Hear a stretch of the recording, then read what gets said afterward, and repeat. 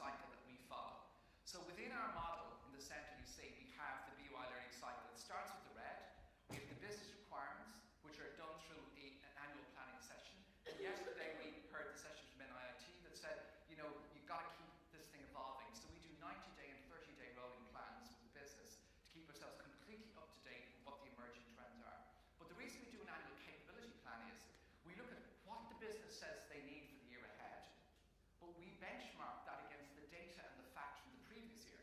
So if the credit function says they need an increase of 28% in training, we'll go, that's weird, because last year you actually only absorbed this amount and you had a cancellation rate of, say, 7%. How exactly are you going to do this? So we can challenge them with the data that says what you're asking me for does not make sense compared with what I had before. They might say there's a strategic change program, or there's some big initiative coming, or there's a change to group credit policy, and that's what's driving it.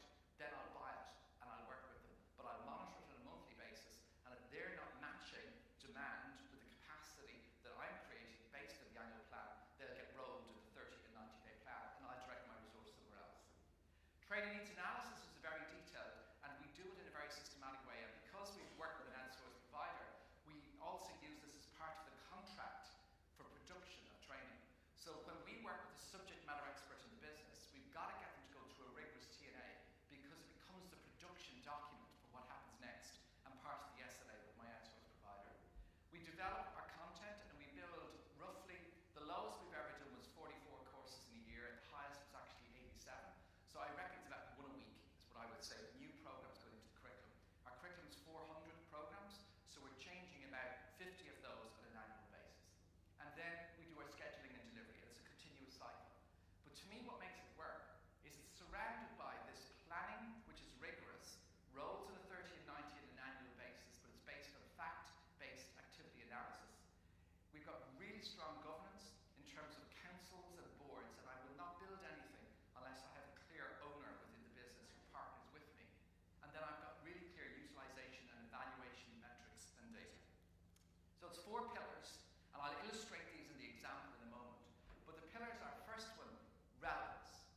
I've got to be able to prove that everything I do is aligned to the business. And if the business doesn't want it or doesn't value it, I shouldn't actually be doing it. So is the right thing being done? Is the right thing being taught? And for this, we use our planning cycle. I've got efficiency, very good metrics, and very good stats. The interesting thing about it is I wouldn't have this if I relied internally with the bank, but this is one of the things my outsourced provider brings me, is very good metrics and very good figures and data and reports in MI that I can actually use. We've got benchmarks, and therefore I can make sure that everything is in line with that. My next pillar is effectiveness, which is evaluation. And I'll talk about the evaluation model of Kirkpatrick in a moment. And then the other one is sustainability. I've got to think about this as a sustainable business where the cycle keeps repeating and it's driving my activity right the whole way forward. Because if I don't do this, I won't have sustainability investment, and the business won't continue to give me the funding that I require to run the service for the employees.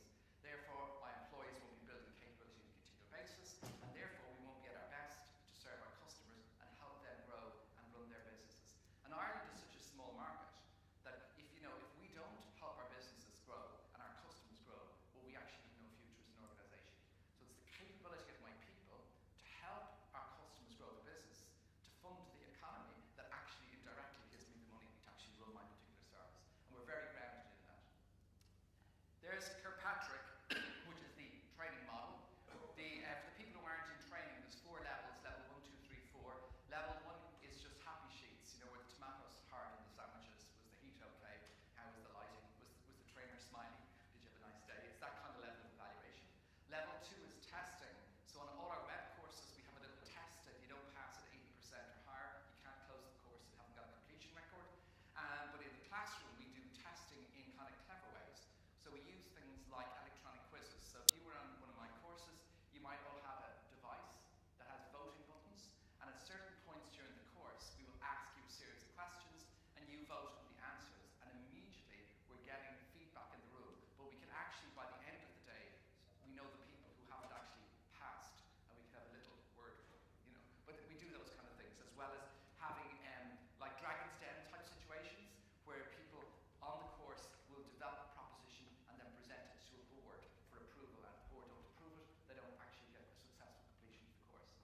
Then level 3, we take 6 courses per quarter that are a representative sample, and we go out and do evaluation of the transfer of the learning back into the workplace.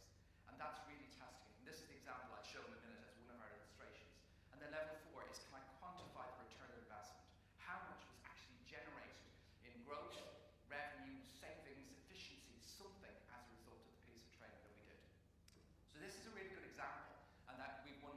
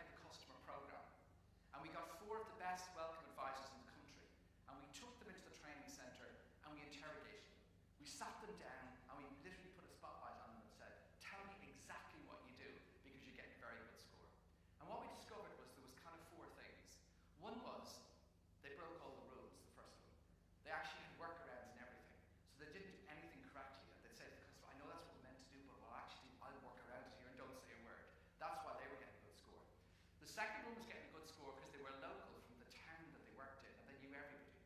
And when the customers came in, it was, but did you hear about Mary? And she's after getting engaged to John. And then did you hear about Lucy's mother? And it was all local conversations and gossip. That's why they were getting a good score.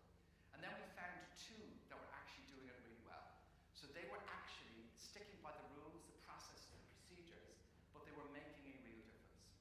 So we then partnered with Ritz-Carlton Hotels, because they won the Malcolm Baldrige Award twice for service. And we realized that our concierge people were like their concierge people.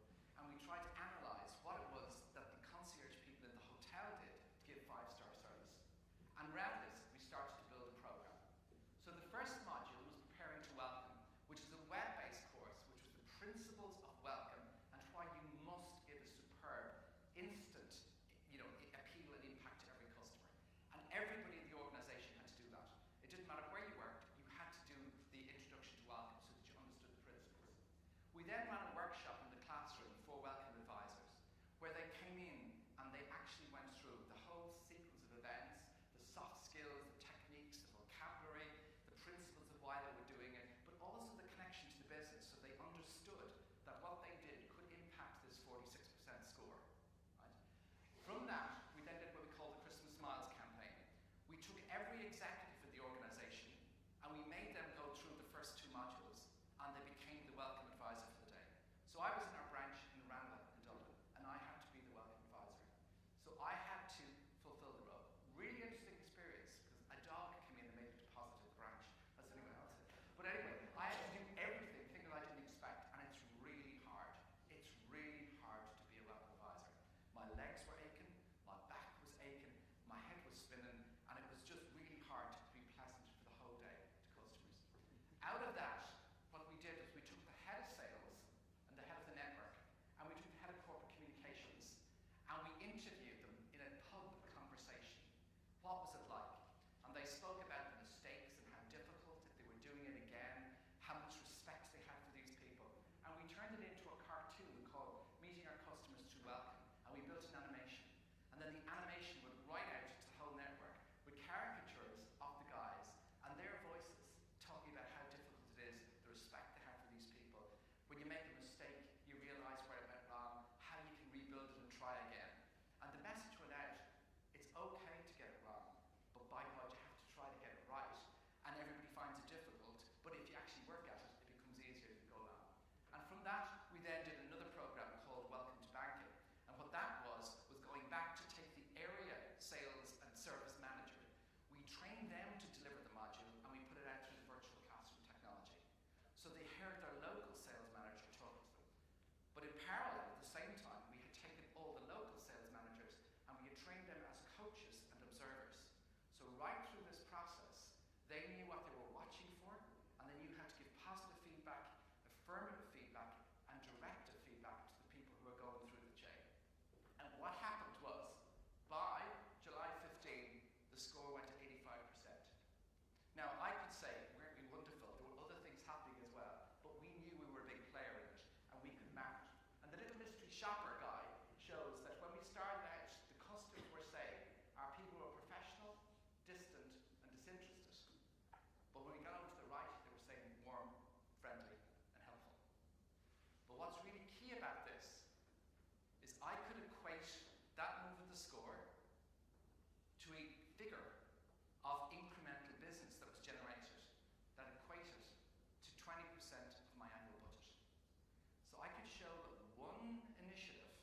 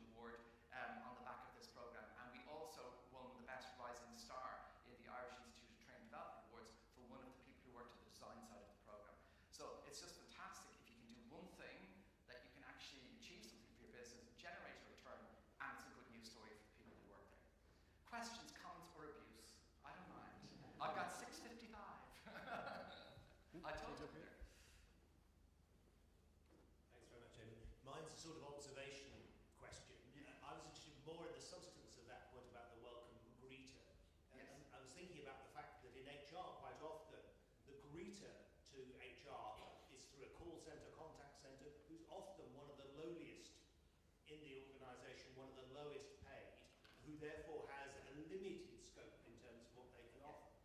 And I contrast it with my wife as a general practitioner. In her practice, she's the one who's on the phone receiving the calls from the patients, deciding whether or not they should get an appointment or not. So the other extreme, you make put the most expensive person at the front of the process because they're the ones who can make the most decisions. Yes. So in terms of your welcomer, in that sort of across that spectrum, are they somebody who's at the cheaper end or at the more expensive end? And how do you know, is that part of thinking? Really good question. And do you remember yesterday when Julie was on screen, she talked about the career and reward framework? We did position it at a higher level than some of the more basic grades, and we also linked educational qualifications to a minimum level of salary. So the people who went into that role knew that they were being moved into a role where if they followed a certain third level development path, they would get a salary level that moved them up to a higher position than their counterparts. So you're absolutely right, there was a financial incentive, but the incentive is linked to development and growth and not to just actually doing the job. And then the other thing we did was we actually said that where lunchtime cover was required in the branches, it had to be the manager or the assistant manager who did the welcome advisor for lunch cover, which did two things. It meant that they were down doing it on a daily basis, but what it also meant was that the person felt more important because it was a senior person who replaced them during lunchtime rather than somebody taking out the cash box. Yes, escalating upwards. Yeah, so that's what we did. Good question.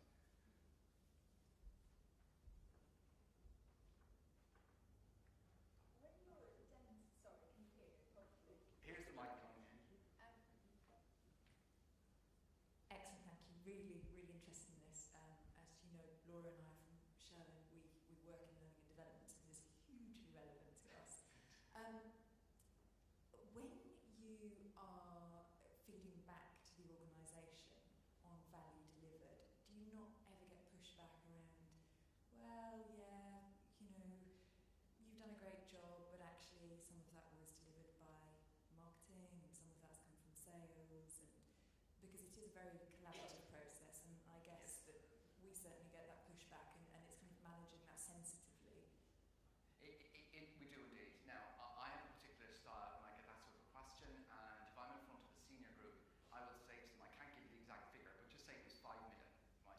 So if I said to them, if that figure was 5 million we generated, yeah, so say I got it a bit wrong, it was half of that, is 2.5 okay? Yeah. And they're generally go, yeah, fair enough. Yeah. So I don't get into the absolute, like it's exactly 4.73 million was generated, it's in the region of 5, and then they'll say, come back and say, yeah, but can you not say there was something else? Yeah, but okay, it was 3. Yeah, And that's fair enough. totally. And you can't do that. But the other thing I do is I believe if you go for awards, you actually, it's not to win the award, but what you're saying, it has been benchmarked externally and you have won in your category across the industry. I can show there's been a financial return. I can show